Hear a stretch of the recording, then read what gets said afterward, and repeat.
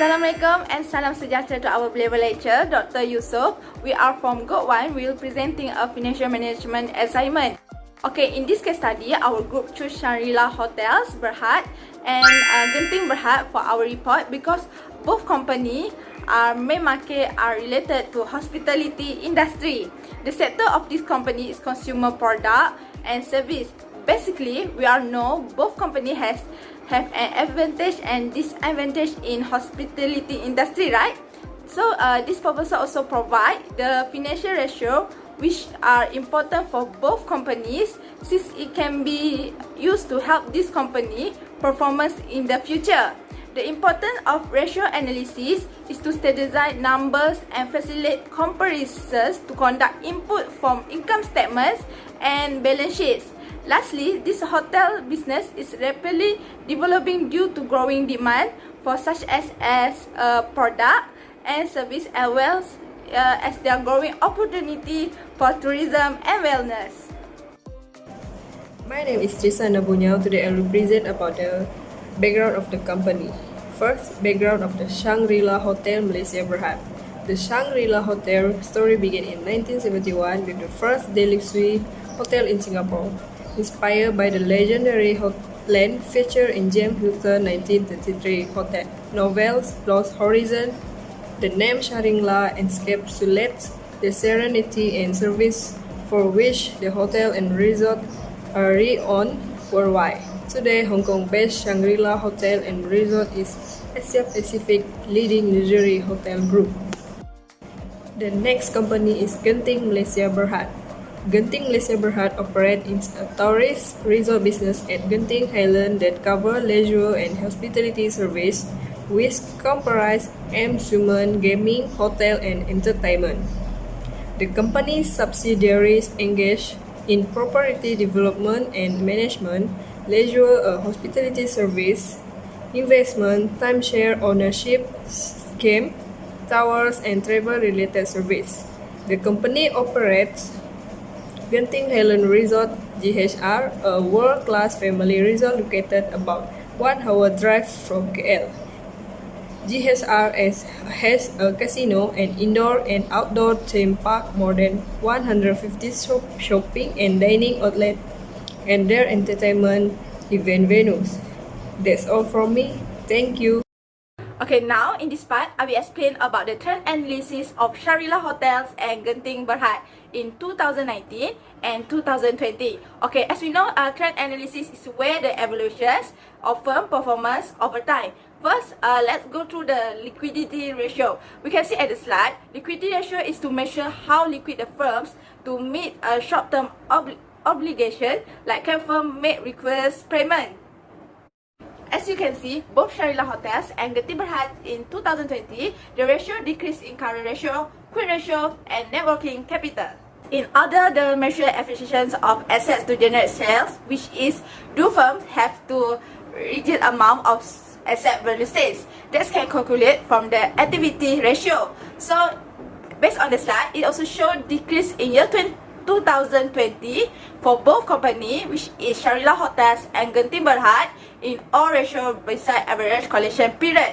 So higher ratios in 2020 indicates that firms has problem in calculating debts. While in debt ratio, it's measure how firm finance measure its asset to determine capital structure. Both debt ratio and debt to equity in the year 2020 for both companies show the higher ratio, which reflect the higher amount of debt. In the other side, both companies cannot meet loan requirement and higher risk of default, since their ratio are both higher in 2020. Lastly, profitability ratios, which measure the efficiency of the firms to generate profit. Since both companies has higher ratio in return on equity during 2020, they have higher return in shareholders and investment of the firm, which is higher ratio in return of asset. Higher gross profit of Shangri-La Hotel in 2020 indicates higher contribution margin, while Genting Berhad faces decreases in 2020. For operating profit margin and net profit margin, for both companies are higher in 2020, which indicates better productivity and better income to shareholders. Next, I will present the comparative analysis of Shangri-La Hotel and Genting Berhad in 2020. The equity ratio has three types of ratio. First is current ratio for Shangri-La Hotel is 0.63 while Genting Berhad is 1.20. Quick ratio for Shangri-La Hotel is 0.61 while Genting Berhad is 1.115. The net working capital for Shangri-La Hotel is 157,674 while Genting Berhad is 3,436.5. Second is activity ratio, which has 5 types of ratio. The asset turnover for Shangri-La Hotel is 0.13 while Genting Berhad is 0.16. The account receivable turnover for Shangri-La Hotel is 74.44 while Genting Berhad is 8.04. Average collection period for Shangri-La Hotel is 48.36 while Genting Berhad is 44.79. Inventory turnover for Shangri-La Hotel is 53.30 while Genting Berhad is 73.3. Fixed asset turnover for Shangri-La Hotel is 0.15 while Genting Berhad is 0.19. Third ratio is debit ratio, which has 3 types of ratio. Debit ratio for Shangri-La Hotel is 0.22 while Genting Berhad is 0.49. The debit to equity for Shangri-La Hotel is 0.29 while Genting Berhad is 0.95. Time interest earned for Shangri-La Hotel is 38.08 while Genting Berhad is 0.08.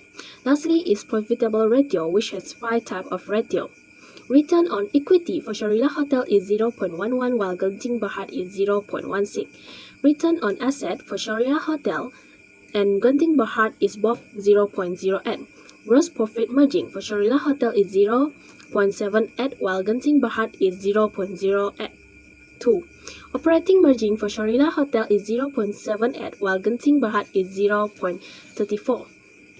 Net profit margin for Shangri-La Hotel is 0.63 while Genting Berhad is 0.52. Both companies are impacted by the COVID-19, which their performance during that year decreases, since both need to minimum their operations during that year.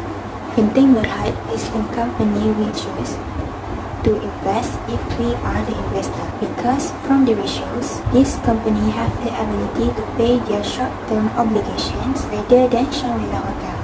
Genting Berhad also had a higher ratio in return of equity and also return on asset, that they have higher returns to shareholders and firm investment. In summary, our group was chosen Genting Berhad and Shangri-La Hotels as a research for this financial management assignment. And Genting Group is the financial report in each company was slightly improved in managing of or controlling in financial part. So many companies faces bankruptcy during pandemic of COVID-19, but with the good financial management, it can be helps one of the companies survive when faces any problem. Therefore, financial management are important in every kind of industry or company. Thank you.